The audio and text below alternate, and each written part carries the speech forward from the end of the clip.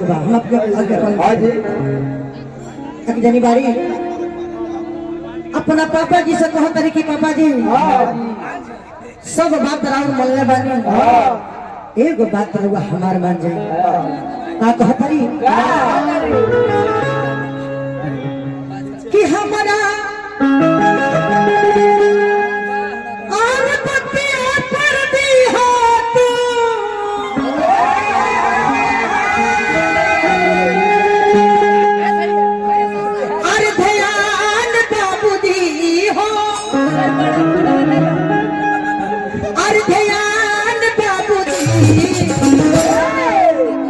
उनके लिए गा रहे हैं जो आज फौज में हमारे भाई नौकरी करते हैं चाहे जो भी हमारे भाई फौजी हैं सब फौजी भाई मिल के भाई भौजी तो फौजी भाई लोग खातिर गावती आया आ गलू खुश रहो सातों जन्म तक नचनिए रहिए खुश रहो चल बहरी ढुक जाओ ना कि हमके दुल्हा चाहिए कहती है कि बाबूजी हमके दुल्हा उहे खोजिया कौन दुल्हा कि हमके दुल्हा चाहिए आर्मी जवान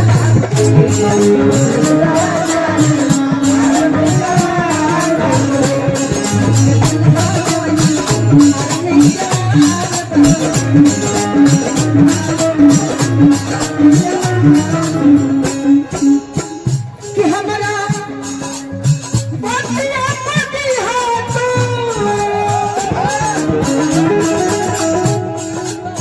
बाबूजी कि हमारा है तू भयान बाबूजी हो भयान बाबूजी ना होई बहुत तरह की हई डांस जे कह दिनु दुका हो जाई हमारा पटरी से जब रहिया गा दे तू ये नीचे में फेंक के चली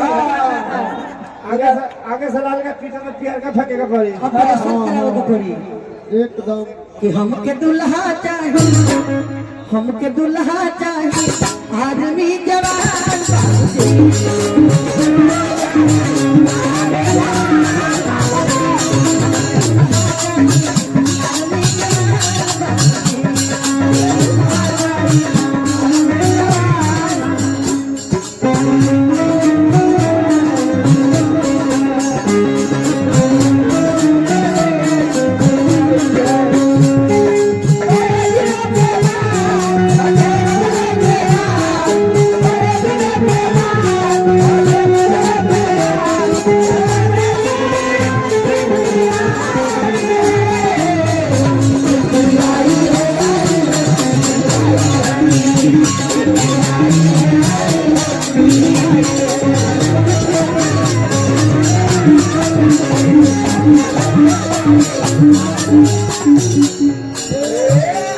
बाबूजी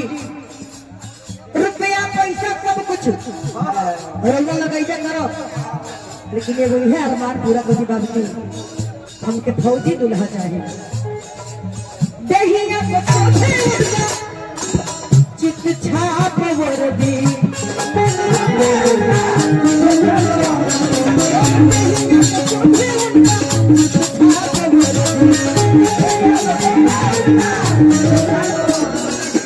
चले न उनके सामने केहू के गुंडा करदी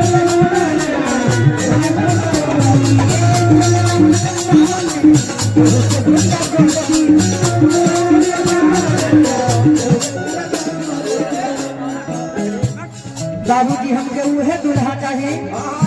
जकरा शरीर पर चित छपवर्ती शोभत होके ओकरा सामने केहू के गुंडागर्दी ना चले बाबूजी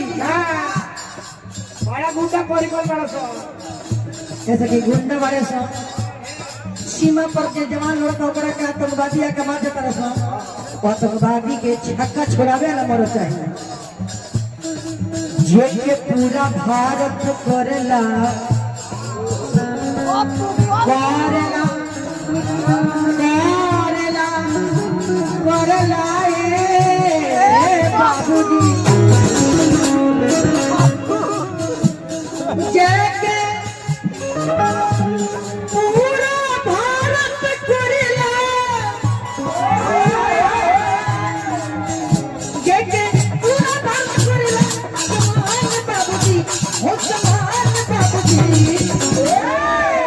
जो पूरा भारत सम्मान करत होखे सैल्यूट मारत होखे हमको यह दुल्हा चाहिए कि हमके दुल्हा चाहिए आर्मी